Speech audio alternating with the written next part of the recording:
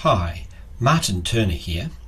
This week, John McGrath from Bundaberg leads our lecture as we look at receivables. John introduces us to different types of receivables, and the major receivables for most firms are accounts receivable. We then look at how we account for accounts receivable.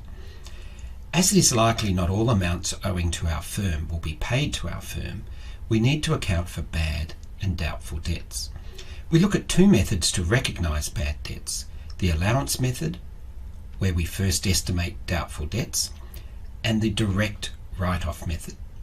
We then look at two methods to help us estimate doubtful debts when using the allowance method: the percentage of net credit sales and the ageing of accounts receivable. We also look at the management and control of accounts receivable. Before we get going at looking at receivables, let's start by having a short review of accounting for inventories. Thanks for that, Mark. So today, week 7, is all about receivables. But before we get into receivables, we'll warm up the grey matter with some revision. And so everyone have a go at the first slide.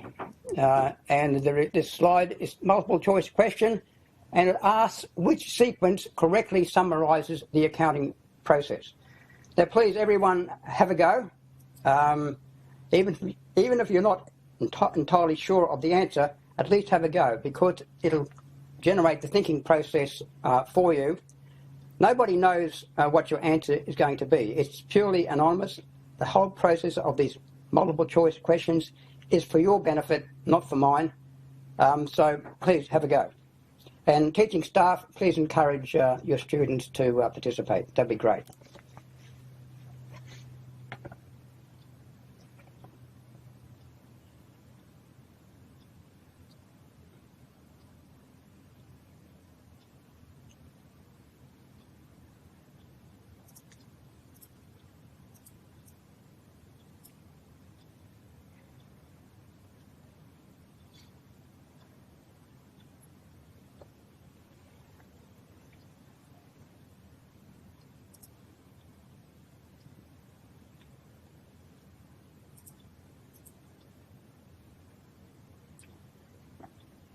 We've got 5 answers, 7 answers.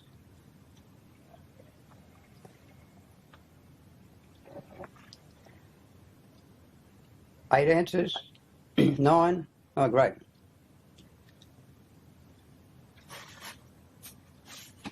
All right, we'll have a look.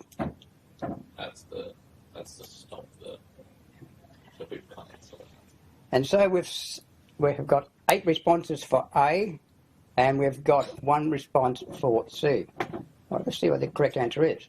And the correct answer is A. Excellent. All right, for those who chose other than A, just have a think about why you chose that particular one and why you believe A is correct. Okay, let's go to the next one. Next question is, which inventory costing method allocates to ending inventory the most recent costs incurred during the period?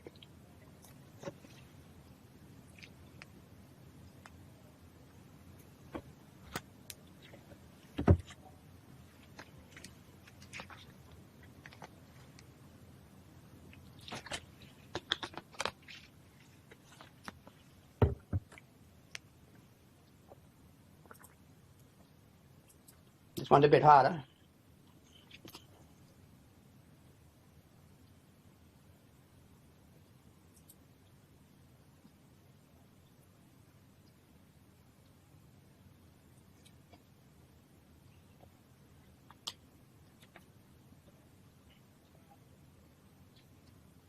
Okay, we've got our 9 responses.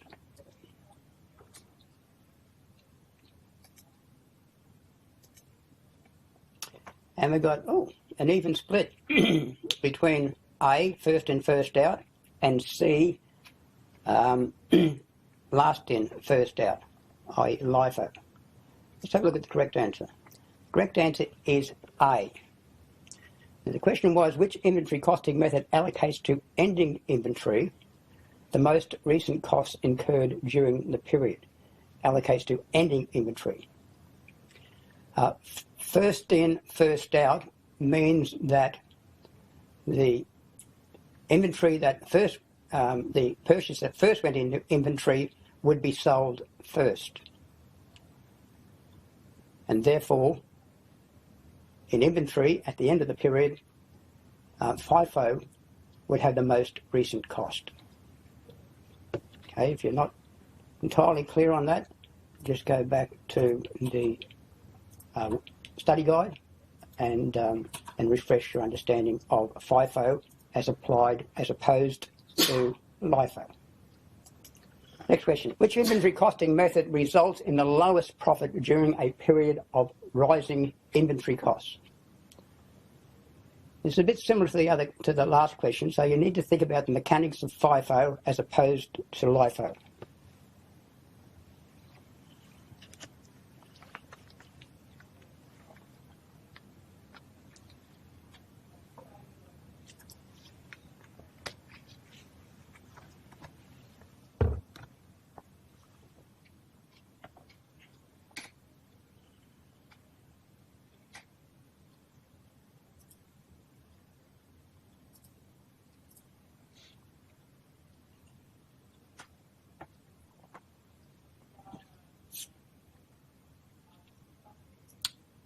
If you're not entirely sure, have a stab. We've got 6 responses.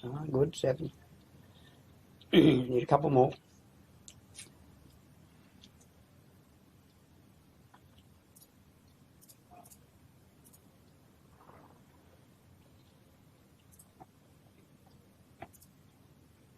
Almost there. 1 more to go. Have a stab. Great. Okay, where do we go? 8 for C, 2 for A. So we've got a big emphasis on C. Let's have a look. And C is correct. Well done. And of course, because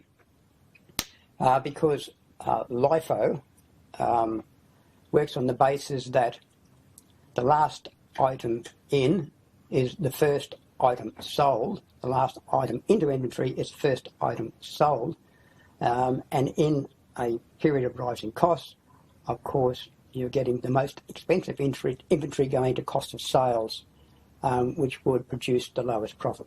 That's an excellent result. Michael had inventory that cost $1,300. The net realisable value of that inventory is $750. Profit is $325. What amount should Michael show on the balance sheet for inventory?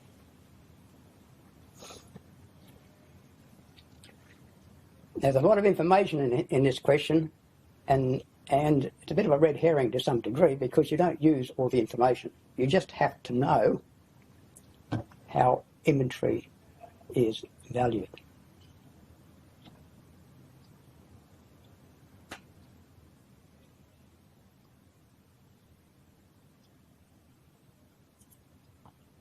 Only 2 so far.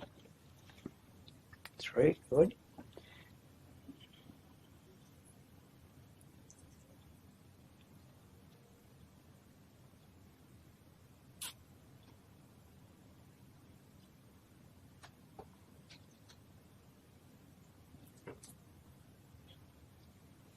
Now, don't look it up.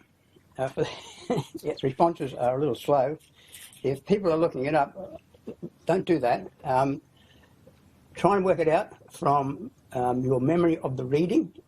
And if you, in fact, don't get it right, then you can go back and have a look at the study guide to refresh your understanding of the particular issue involved here.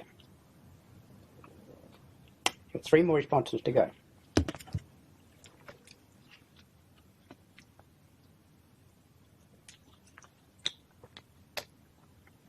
Have a go if you don't know.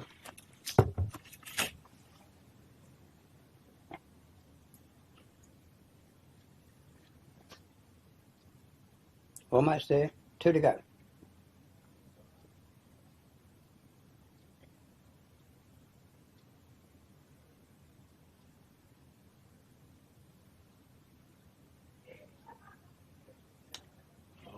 9, great, we're there. Now, where we go? C has got the majority by a large margin. Let's have a look. Well done. The answer, of course, is C, because inventory is valued at the lower of cost or net realisable value. So the rest of the information in that question is, in fact, totally superfluous. 30th June 2019, Bundaberg Plumbing Supplies overstates ending inventory by $24,000. How does this error affect cost of sales and net profit for 2019?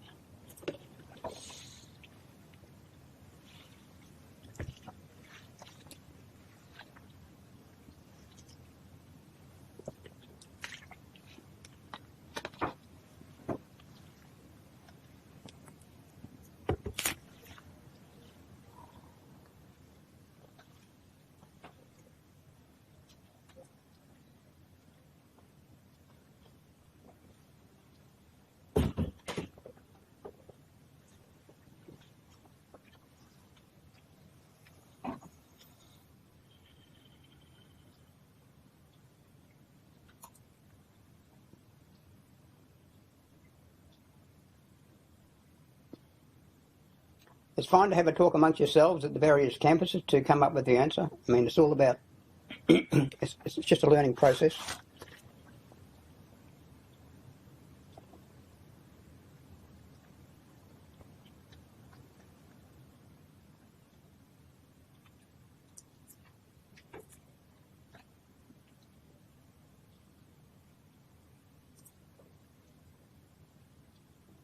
Three more to go. Oh, 7, 2 more to go.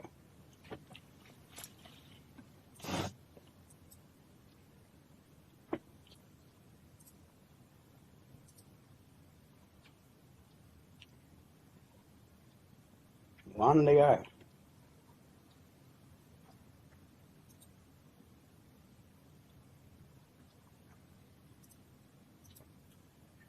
Hold on. Oops, message.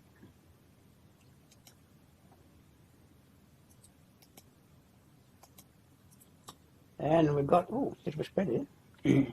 We've got 5 for A and 4 for B. Okay, let's have a look at the right answer. The correct answer is B.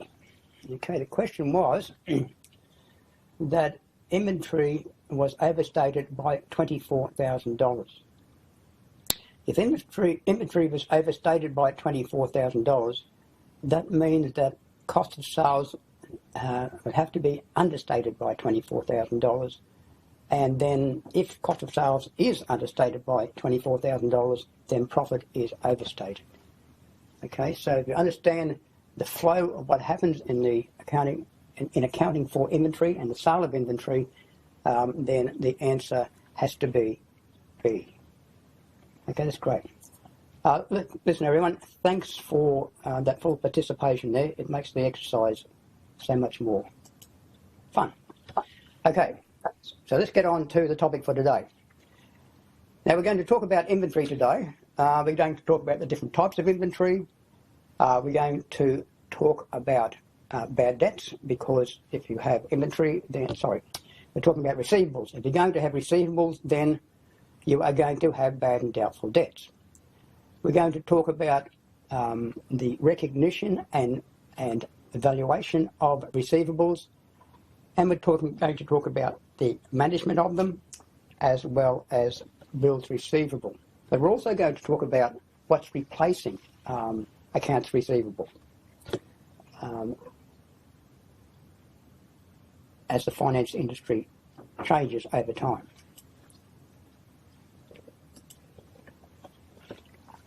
Okay, so let's put receivables in accounting context. Receivables is an asset, and therefore it's normally a debit. Remember the accounting equation.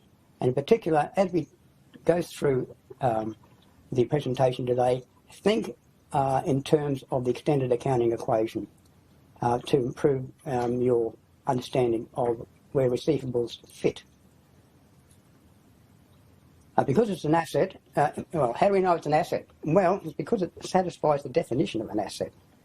And the definition of an asset is a resource controlled by an entity as a result of past events and from which future economic benefits are expected to flow to the entity.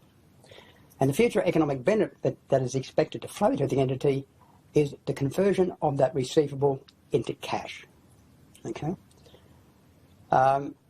Where does receivables appear in the financial statements? Well, they appear in the balance sheet because it's an asset. Now, how is it classified in the balance sheet? Well, it depends on when that receivable is converted into cash. If it's converted into cash within 12 months of the reporting date, then it's a current asset. If that receivable is converted into cash beyond 12 months from the reporting date, then it's a non-current asset. Now, some of you may have companies that are where the assets are classified not according to current and non-current, but according to liquidity. And if they are classified according to liquidity, then accounts receivable and bills receivable will be classified on the balance sheet in the order of their liquidity relative to the other assets on that balance sheet. Okay.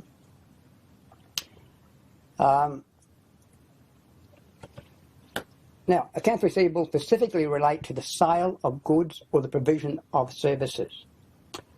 Bills receivable, on the other hand, are a more formal arrangement, mostly used for financing purposes. But in reality, they are both used for financing purposes. An accounts receivable is enabling your customer to buy now, pay later. And so you are acting, the business is acting as a financier. But for an accounts receivable, it's usually for a shorter period of time, say 30 days, and sometimes for a smaller amount than for bills receivable, which tend to be for a much longer period than 30 or 60 days, and which are generally for much larger amounts of money, but not always. And so accounts receivable and bills receivable are specifically relating to the sale of goods or the provision of services. There are other receivables on the balance sheet and which do not relate to the sale of goods or the provision of services, and they are loans to directors, loans to employees, interest receivable, where they are assets that are going to be converted at some point in the future into cash. All right. So accounts receivable have other names, trade receivables, trade debtors, they're all the same. So when do we recognise accounts receivable? Recognise means when do we take them up into the accounts? And it's usually at the time of sale. Now, at the time of sale, what's happening is that the goods or service is being transferred by the seller and being taken control of by the buyer. It's also a time at which enforceable rights and obligations are being created for the seller and the buyer. And the right that's being created for the seller is a right to cash flows in the future. Okay. Now, when you recognise trade receivables or trade debtors, you also need to consider what else is happening at the time. And don't forget, a trade receivable or account receivable is a sale made on credit. And so a sale is the other side of the transaction. And when you make a sale, then quite often there's discounts, allowances, or returns involved. And they need to be recognised as well. Now, discounts, allowances and returns are what are called a contra account. Now, the characteristics of a contra account are that they have a companion account and that the contra account, its sign is the opposite of the companion account.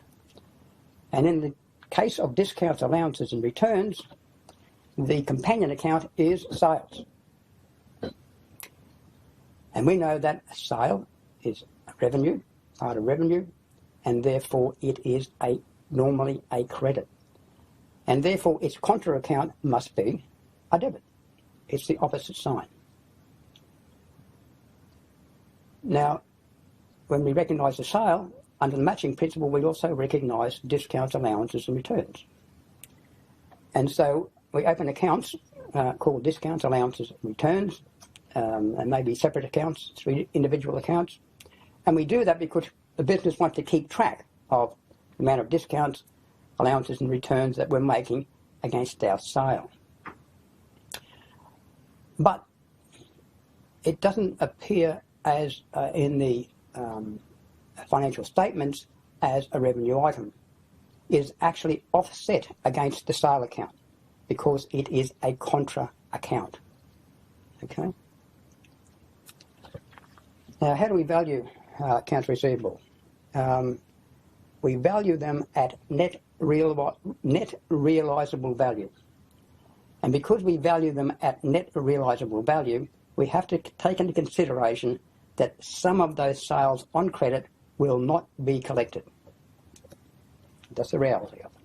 Some of those sales will not be collected. So some of those receivables will not be collected.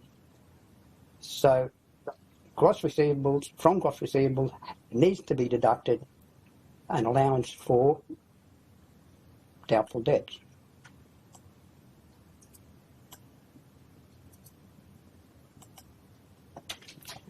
Let's have a look at a journal entry. We have a hypothetical company called Bundaberg Plumbing Supplies, and they have made a sale to Rob Brown, who's a plumbing contractor. Someone's going to say around about now, well, why are we talking about journal entries? We have accounting software, which in fact we're going to learn as part of this, as this unit, MyOb. And it does,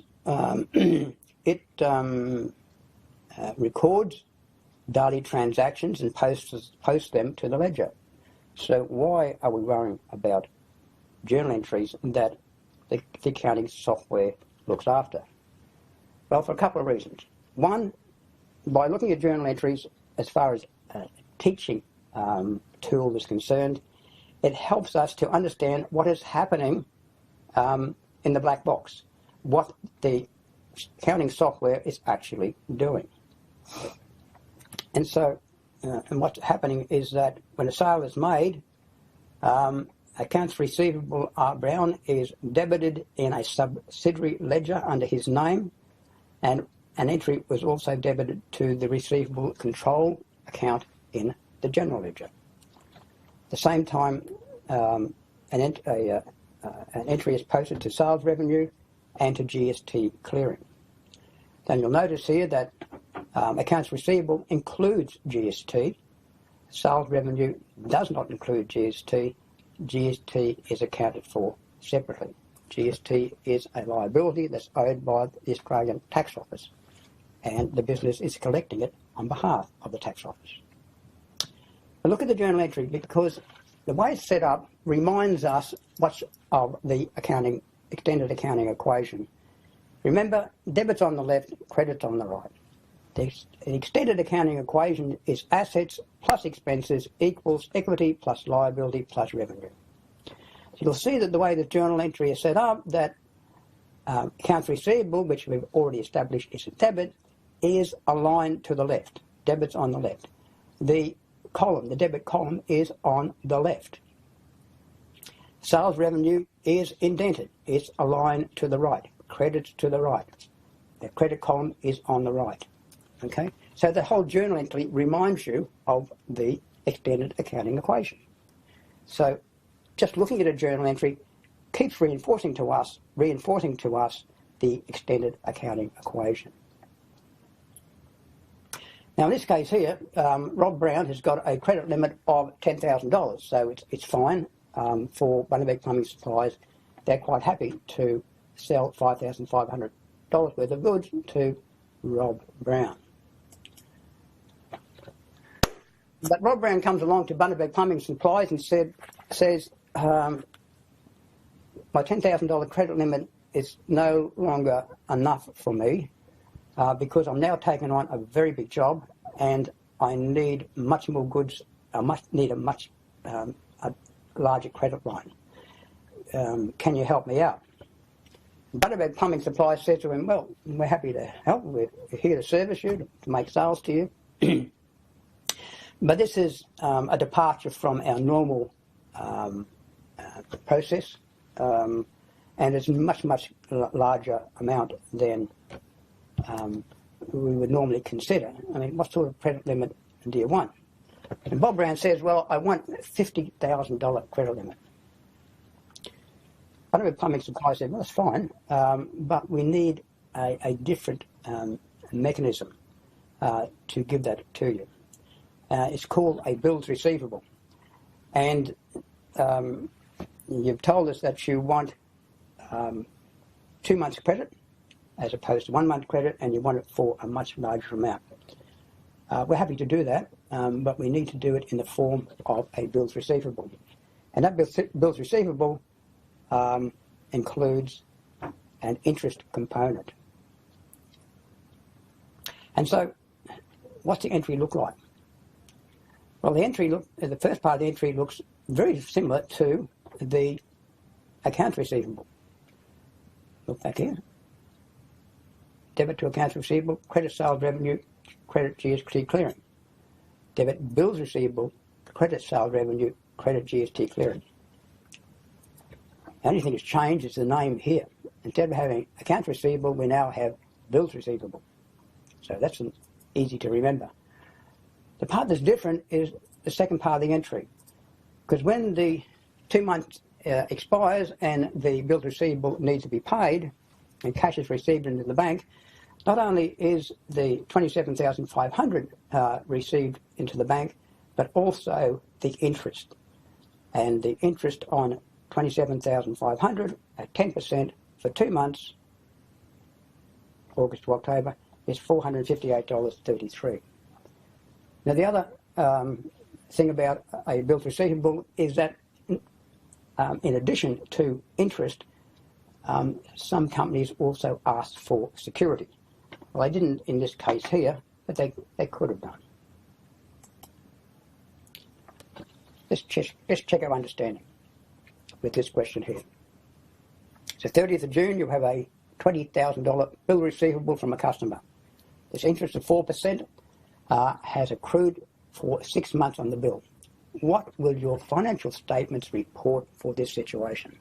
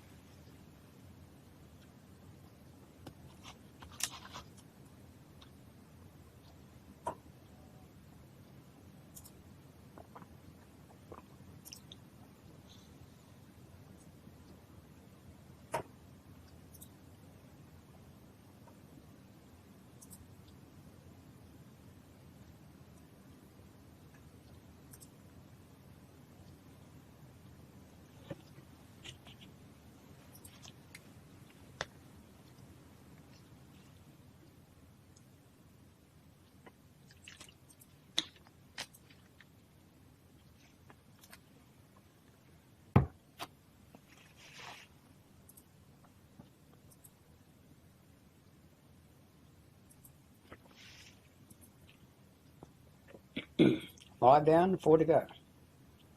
Oh, 3 to go.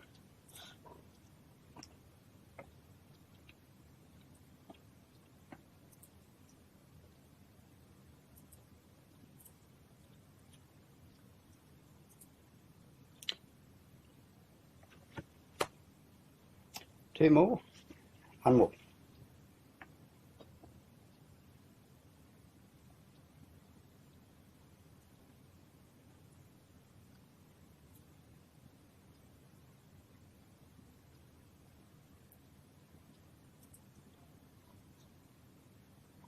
We'll have a look. Okay, who we got? I got 3 for B, 5 for C. Okay, let's have a look at the correct answer. Correct answer is C. Now, why is it C? We're talking about a bills receivable, therefore we're talking about an asset, therefore we're talking about the balance sheet. Now, both of them talked about balance sheet, 3 for balance sheet B, 5 for balance sheet C. That part of it, we got that part right. Okay, everyone got that part right. B said that we're going to report a bills receivable of $20,000, whereas C had the added component of interest receivable of $4,000.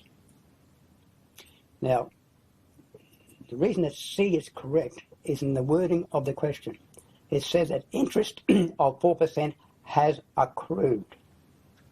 Okay, not been paid, but accrued. And therefore, it is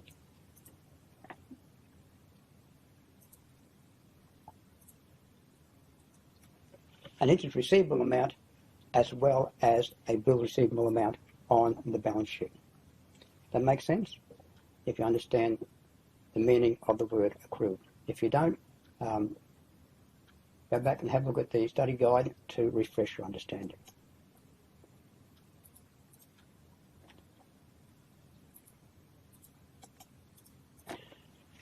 We said before that if you've have receivables, you will have bad and doubtful debts. You can minimise them by managing them, and you need to. Bad debts are a business expense, and uncollectible receivables are written off periodically. Now, how do we account for them? Well, there's 2 methods, the allowance method and the direct write-off method. The allowance method, you estimate the amount of doubtful debts made at the end of the period. And you adjust, and you create a contra account. Now, remember before when we talked about sales allowances, discounts and return, we said that was a contra account. Well, allowance for doubtful debts is also a contra account. We said a contra account has 2 characteristics. It has a companion account, and its sign is the opposite of its companion account. And therefore, the companion account for allowance for doubtful debts would be accounts receivable. We know that accounts receivable is normally a debit, therefore its contra account, allowance for doubtful debts, must be a credit. And it is deducted from accounts receivable on the balance sheet.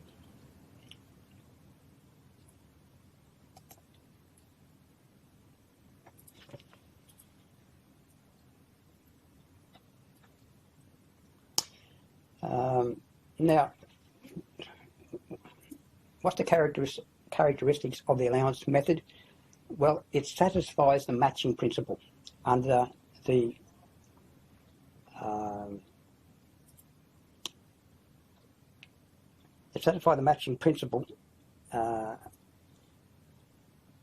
according to the AASB pronouncements. It basically says that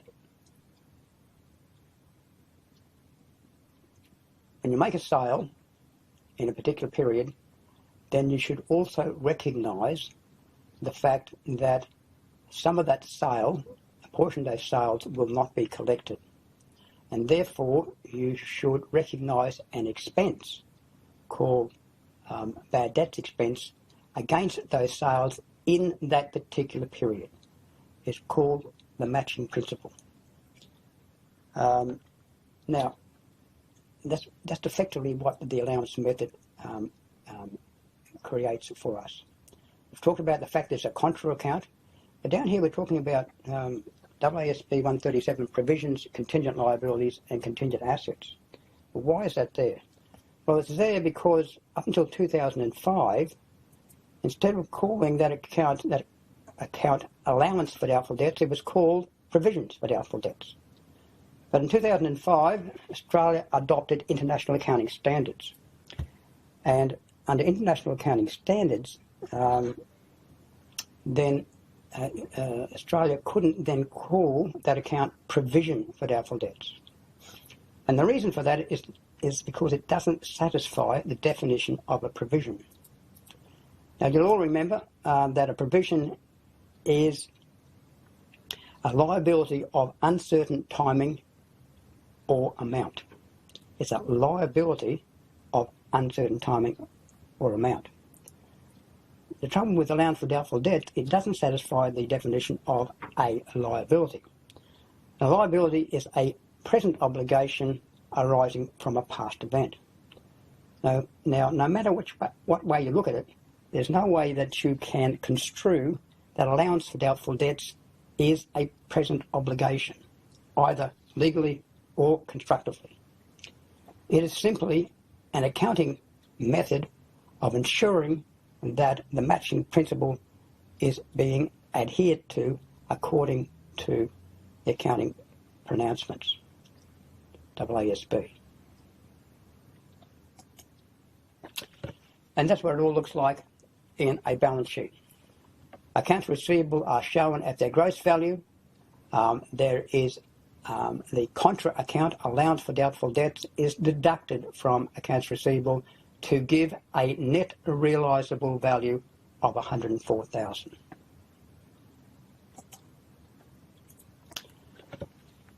So how do we estimate doubtful debts? Well, there's two methods of estimating doubtful debts, and that is the percentage of net credit sales or the ageing of accounts receivable.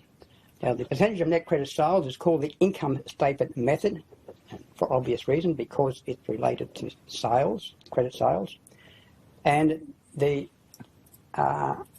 ageing of accounts receivable is called the balance sheet method because it's related to the individual balances of accounts receivable, which are on the balance sheet.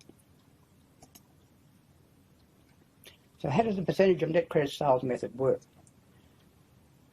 Well, it works by relying on history, what's happened in the past, what's been the experience of bad debts for a particular business in the past. But the business also looks at what's happening in its industry and in the economy at large. So it looks at history, but it also would manipulate that historical record according to what's happening in the industry and in the broader economy. And in this particular exercise here, this journal entry here, the entry is debit doubtful debts expense. So we're matching this expense against the sales in that particular period. And the contra account is allowance for doubtful debts. Now, it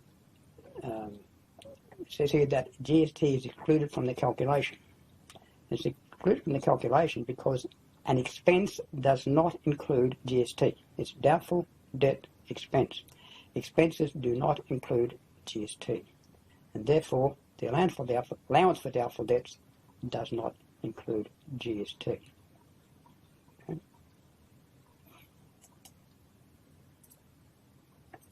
Now, the ageing of accounts receivable method is based on the length of time that an account is overdue, basically. Past records are analysed and a calculation is made. Let's go to the next slide. It makes it easy to understand. Here we are. Now, this is our subsidiary ledger for accounts receivable, and it consists of a whole list of individual accounts receivable. And they are, each individual one is busted up into a category based on how overdue they are, or not overdue at all. In this column here, they're not yet due. This column here, they're overdue between 1 and 30 days, etc., etc., etc.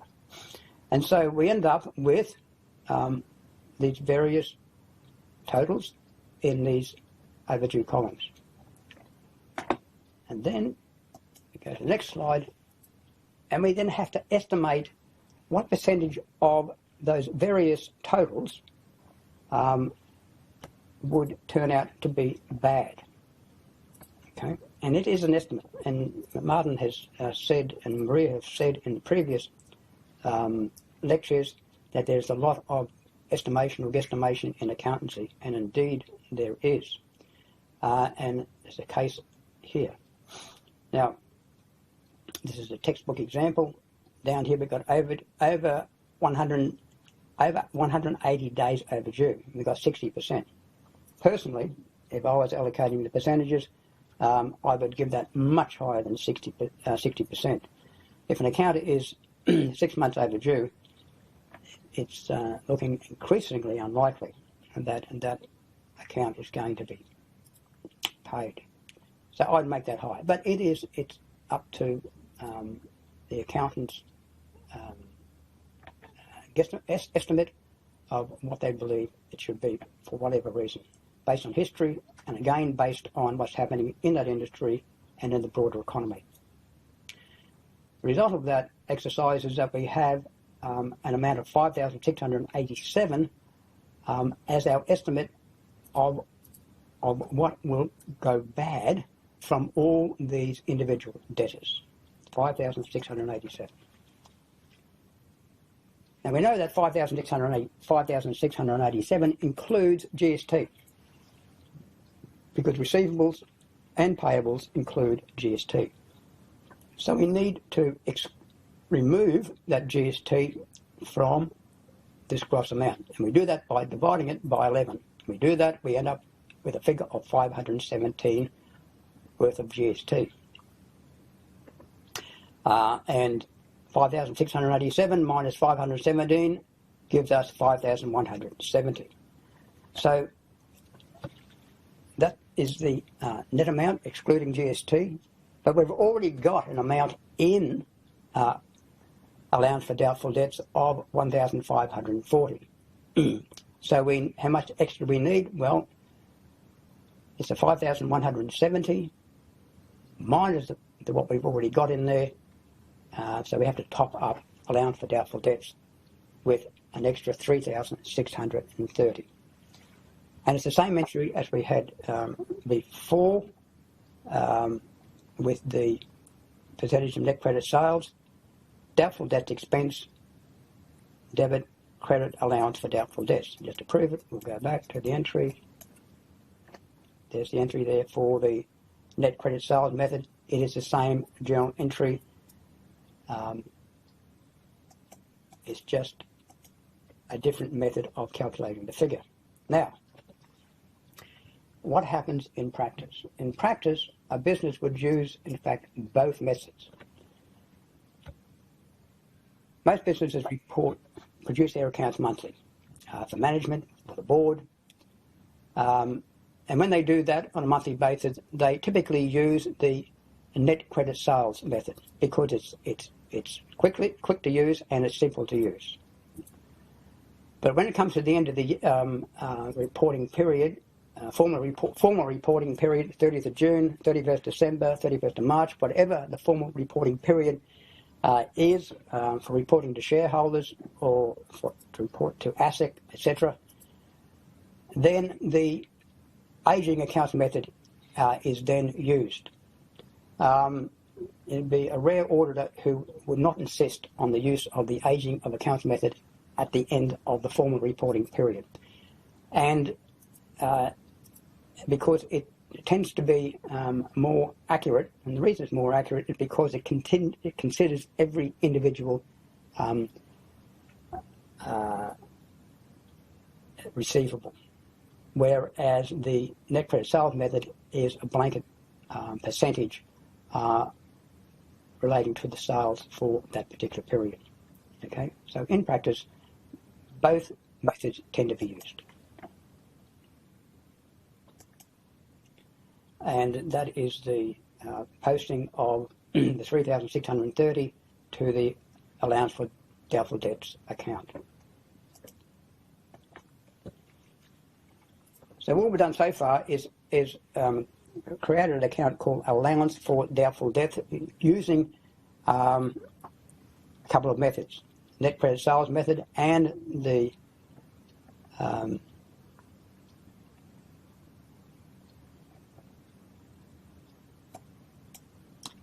aging of accounts method.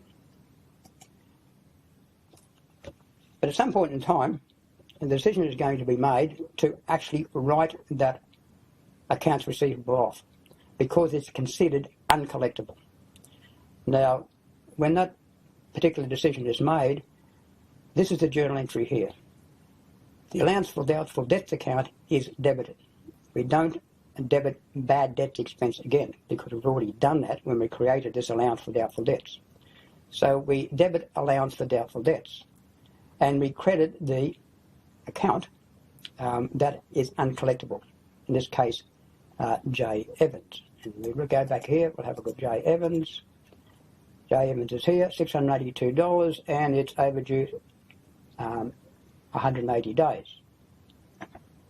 So it's overdue 6 months, more than 6 months, and therefore it's finally decided that it is not collectible. So we credit J. Evans' account, we debit, sorry, where are we? We debit the allowance for doubtful debts, and we debit GST collections, because remember, J. Evans' receivable account includes GST, but the allowance for doubtful debts account does not include GST. We are allowed to claim back from the ATO the GST that's included, that is in part of J. Evans' receivable account, and it's because we're not going to collect it. We've already paid that $62 to the ATO when the sale was made. So we have the right to claim it back from the ATO if we're not going to collect that sale. And that's what that journal entry recognises. Okay.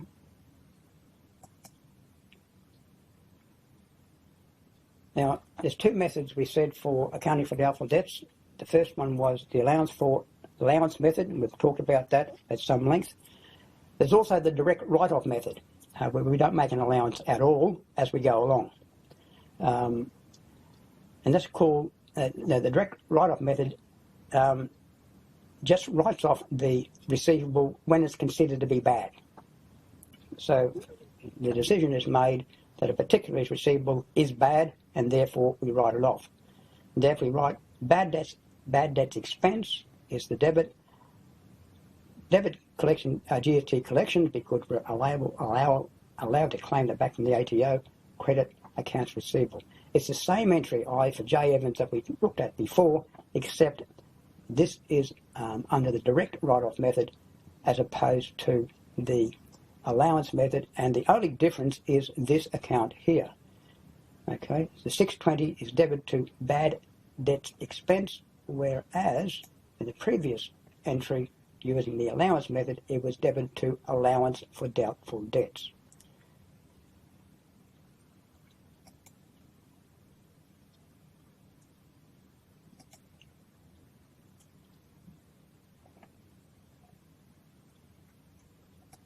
Now, just to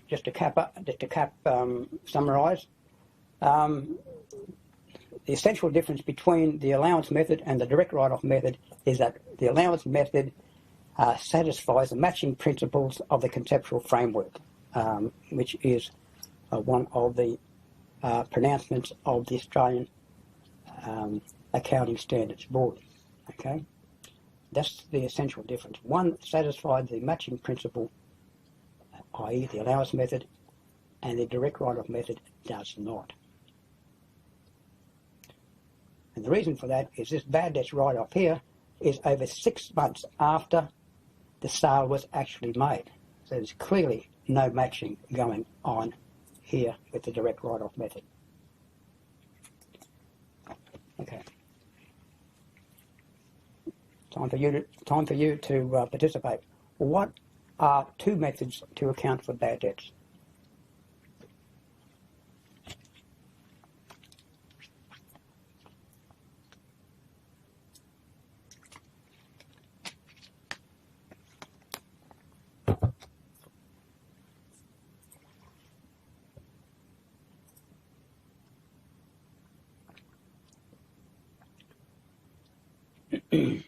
Answers are coming in quickly here, as I would expect.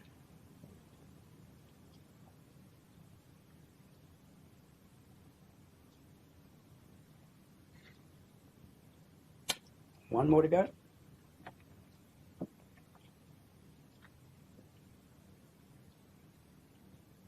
Okay.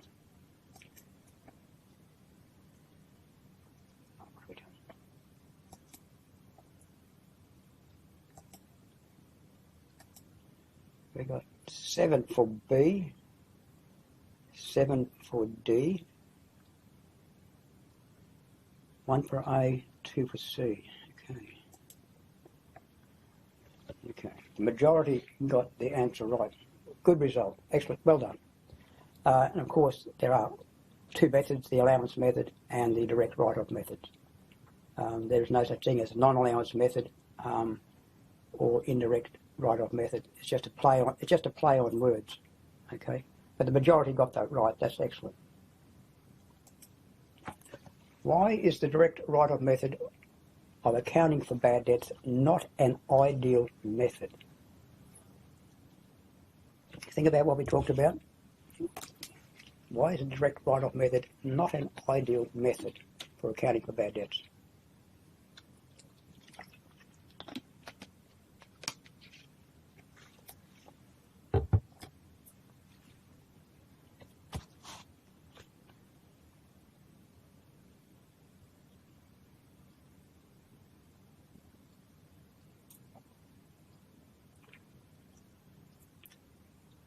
Answers are coming in quite rapidly, which means that most people are onto it. Another 4 to go.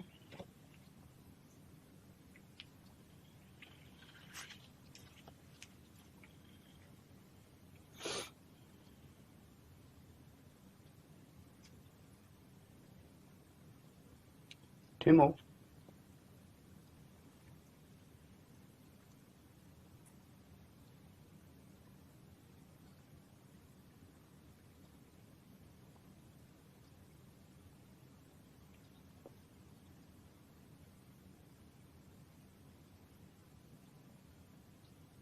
One more.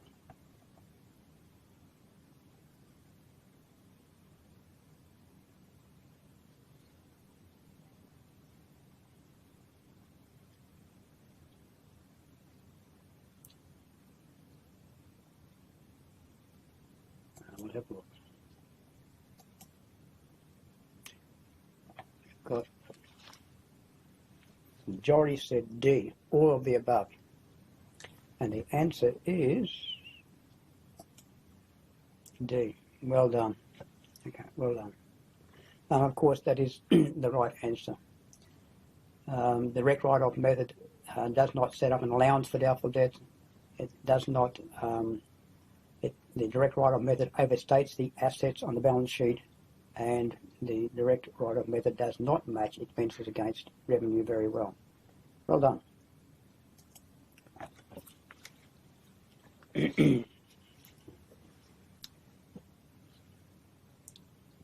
Next question.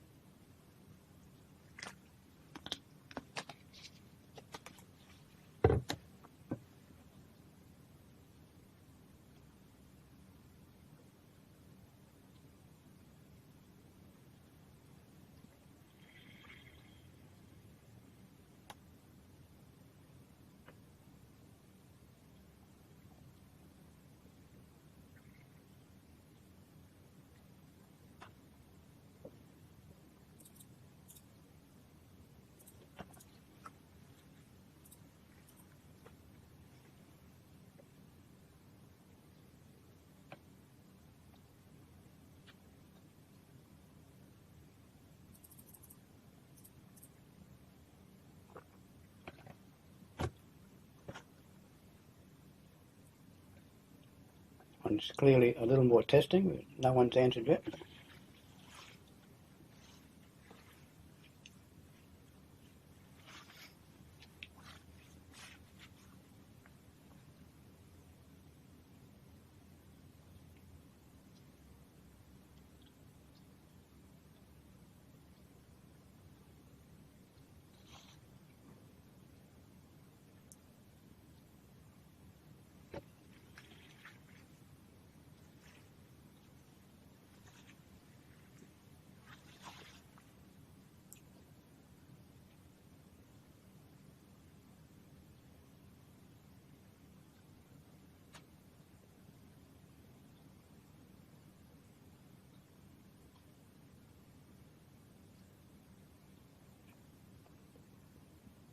So we've started with a allowance for doubtful debts balance of 2,400.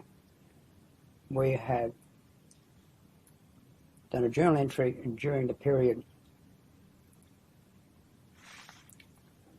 to increase the allowance for doubtful debts by a certain amount, and we have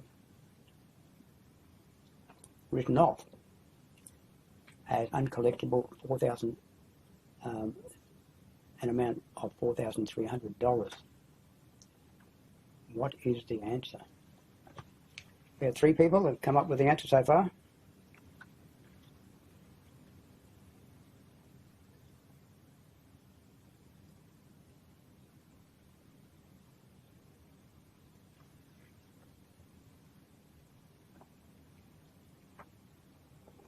Don't forget we're using the allowance method here. 5 answers so far.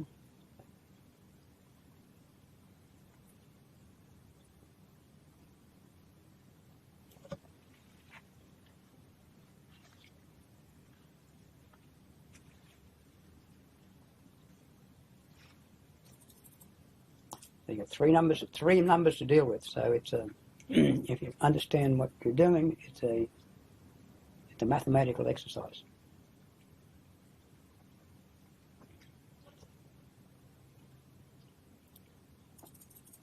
Another 4 to go.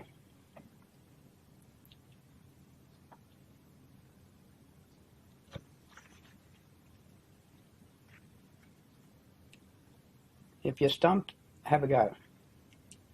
Have a guess. Be in the game.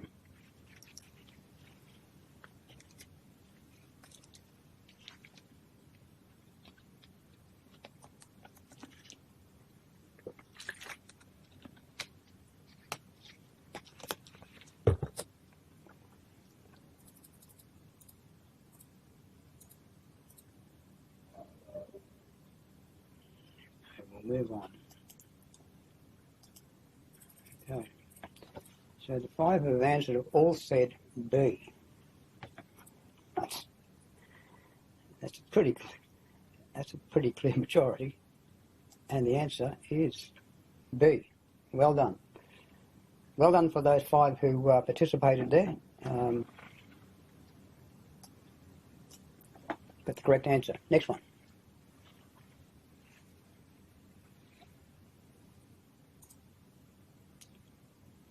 So remember the answer from the previous slide. The correct answer is 2,200. Okay, so you need to use that information to answer this question.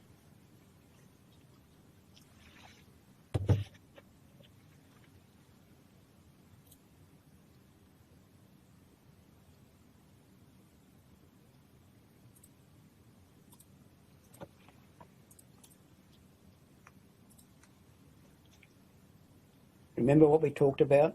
What does net realisable value mean as far as accounts receivable is concerned?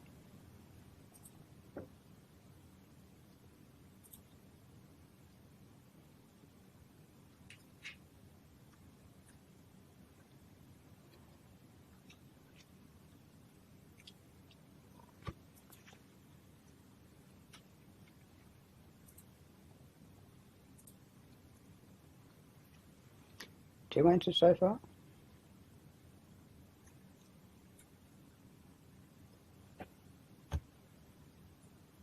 You're dealing with 2 numbers, 30,200 and 2,200.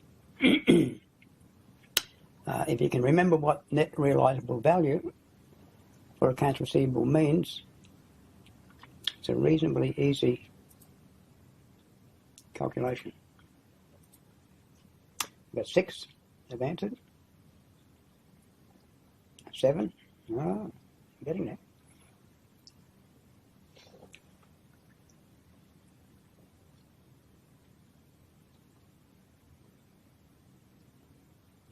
Are we going to get to 9 this time? We're almost there.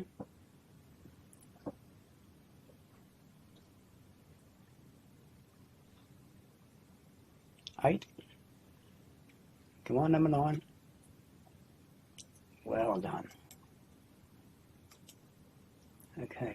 Oh, it said overwhelming majority, unanimous for A, and A is correct. I'm not going to even talk about that one because everyone got it correct. Well done. Right. This slide shows the operating cycle. You've probably heard about the operating cycle already.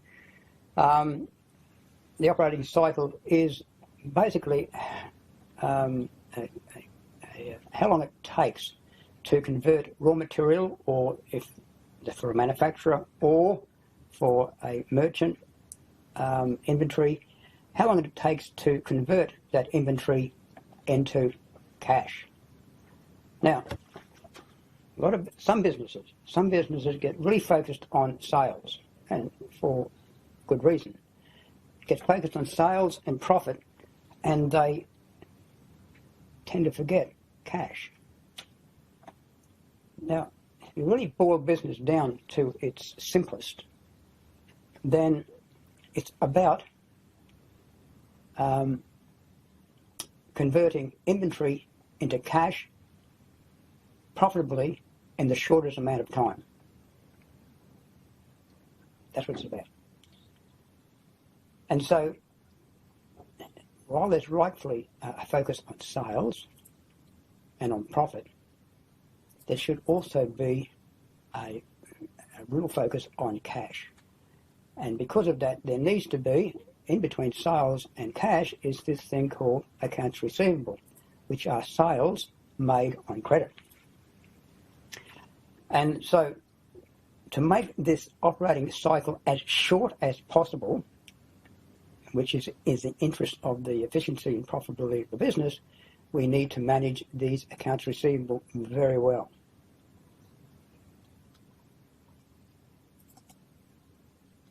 And how do we do that? Well, we do it through credit policies and by monitoring those credit policies. The credit policies determine who should be offered credit, how much, and on what terms. And having decided that for each individual customer, you need to monitor that. Okay. Have you made the right choice? Made the right decision here? Have you given too much? Were the terms stringent enough? You need to check all that by monitoring these credit policies. And you do that through the aging analysis of receivables, which we talked about before, and calculating appropriate ratios. Now, here's the ratios that we're talking about. There's two of them, two main ones: receivables turnover and average collection period. In addition to these numbers, we also need a method, internal control of accounts receivable that ensures, through segregation of duties, that ensures that whoever commits fraud would have great difficulty in covering up that fraud. Okay, and that's what segregation of duties aims to do. So, receivables turnover is net credit sales over average receivables. Now, the bigger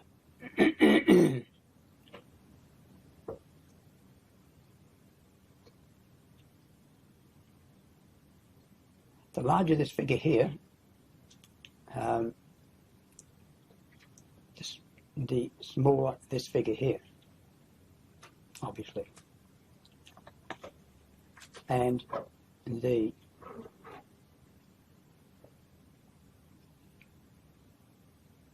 smaller this figure here is, then the larger this figure here is.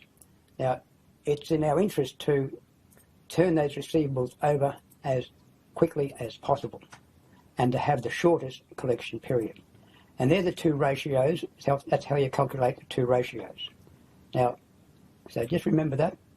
Receivables turnover is net credit sales revenue over average receivables, and the average collection period is 365 days divided by the receivables turnover. Okay, so once having calculated that, you use that figure in the average collection period ratio.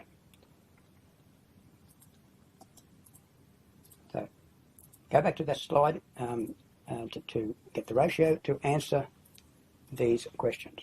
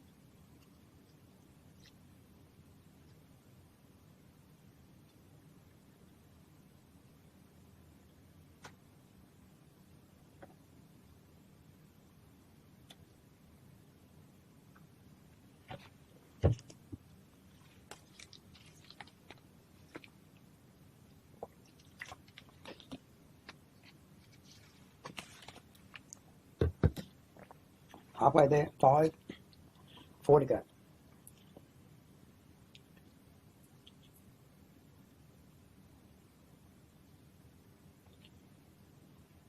Three to go.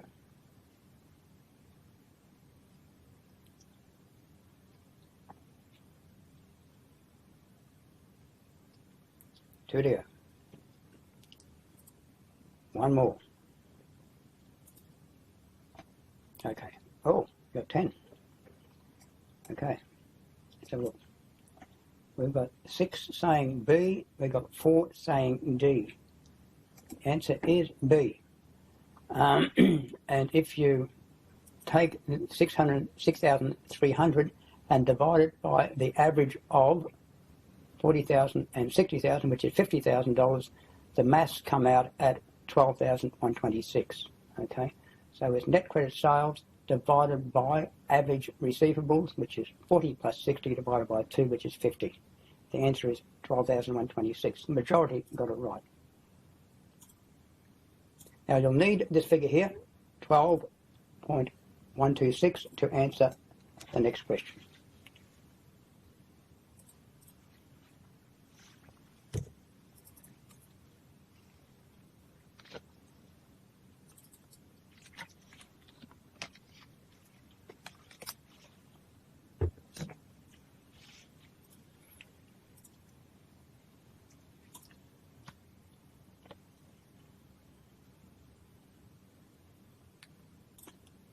Now this question gives you all the information again, but in fact you don't need it.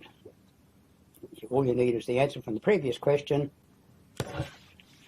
plus another number that's not even here in the question. 6, 3 to go.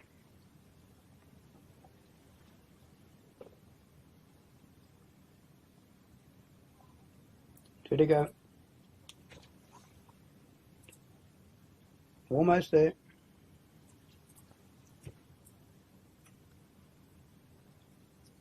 Okay. Oh, we got 11. Students coming out of the woodwork everywhere. Okay. Oh, 11. 11 better be right. So C better be right. We got 11. And it is correct. Well done, everyone. Well done. Okay. Another one.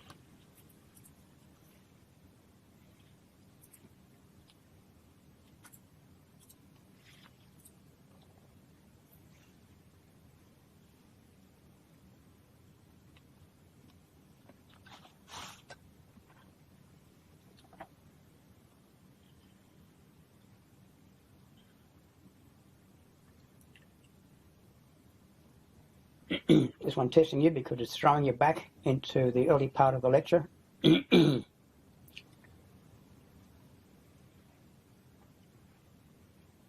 So just give you another minute and then we'll move on.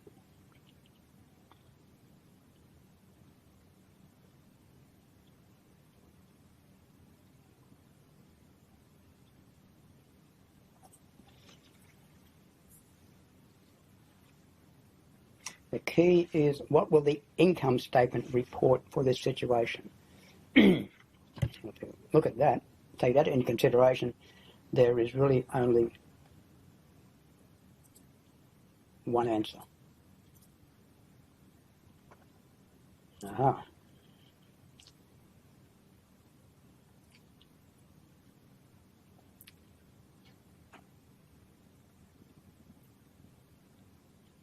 Okay, well done. We've got almost everyone in.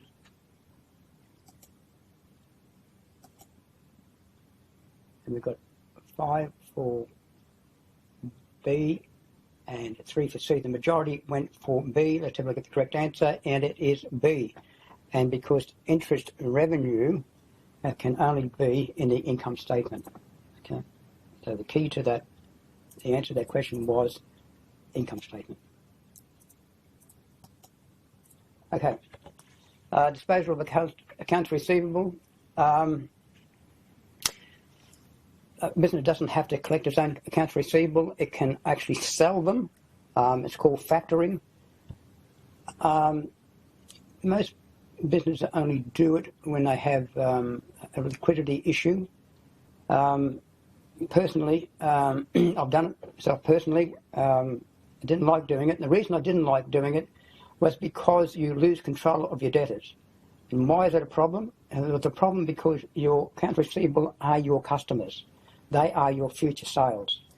But if, in fact, you haven't got enough cash to pay your wages, you will factor. So sometimes it's necessary to do it, but you lose control of your receivable, and that's not necessarily such a good idea. If you do it, that's the journal entry that's involved. You actually sell your receivables, so you get the money in the bank. But there's a charge involved. The factoring company, it's a finance company generally, will charge you a fee for doing that. And you credit accounts receivable control. Okay. Now, credit cards. What's happened over time is that accounts receivable have been replaced in some industries, particularly the retail industry, and with credit cards. And credit cards, of course, have replaced cash as well.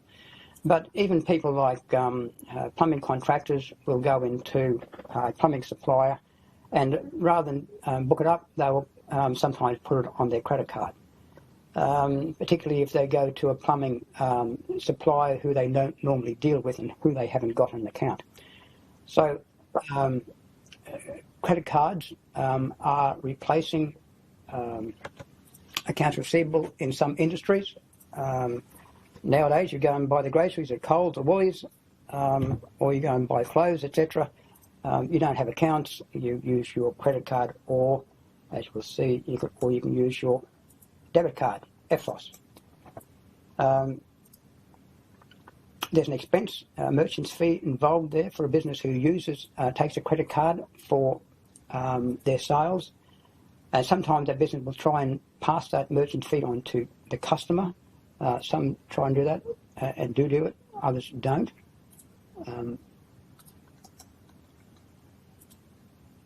So that's what's happening as far as accounts receivable. What was the most important thing you learned today? We are at the wrap-up stage now of the lecture. What's the most important thing you learned today?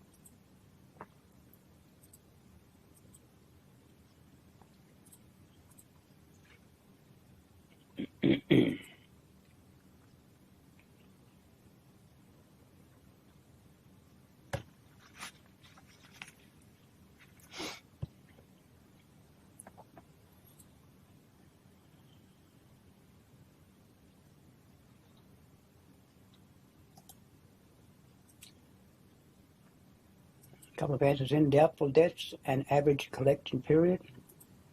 The second answer, bad and doubtful debts and understanding of the two methods used to account for them. That's good.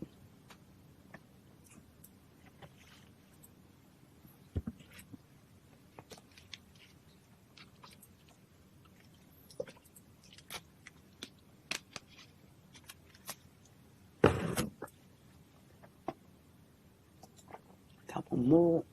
Use of new formulas and types of debts. Great. There is no set in stone regulation as to when doubtful debt becomes bad. That's exactly right. The decision is up to the individual as to when this changes. Yes, and the point to remember there that even when you write off a debt as bad, that money is still owed. It is an accounting transaction. That debtor still owes that debt to the company, and it can be pursued. And what tends to happen is that debt is passed on to a debt collector, because if the customer does, in the end of the day, does not pay their debt, you don't want them as a customer anyway. So sending them to a debt collector is not going to harm the business.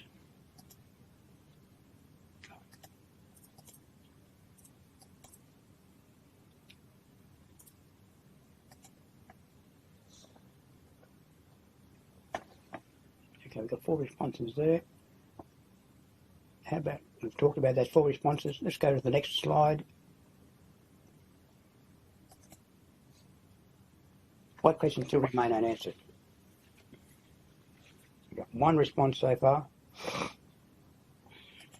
and that is how the direct write-off method overstates assets on the balance. How the direct write-off method overstates assets on the balance sheet. It overstates assets on the, well, it does 2 things actually. It overstates your sales,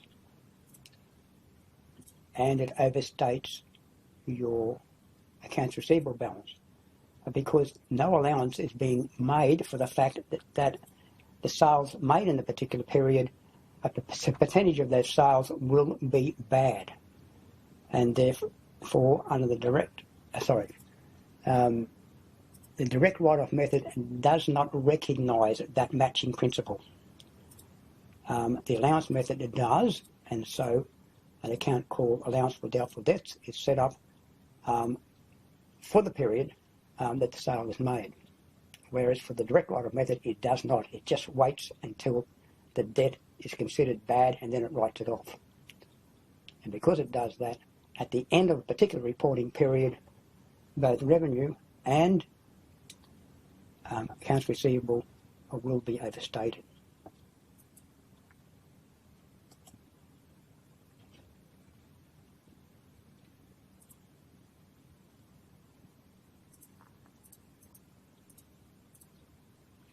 So we only have 1 question remain unanswered. That's great. We have another one. We're almost out of time, but we'll have a look. Can a business use bad debts as a write-off? What happens to the business? Use bad debts as a tax write-off? Bad debts is definitely it's an expense, and it is a tax-deductible expense. There is no problem with that. The answer is yes.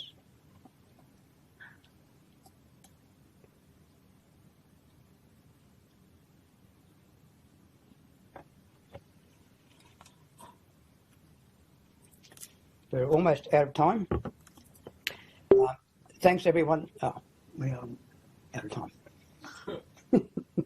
How's that for timing? It's not even 10:30 though. It doesn't go to 10:30. It's a bit of a trap.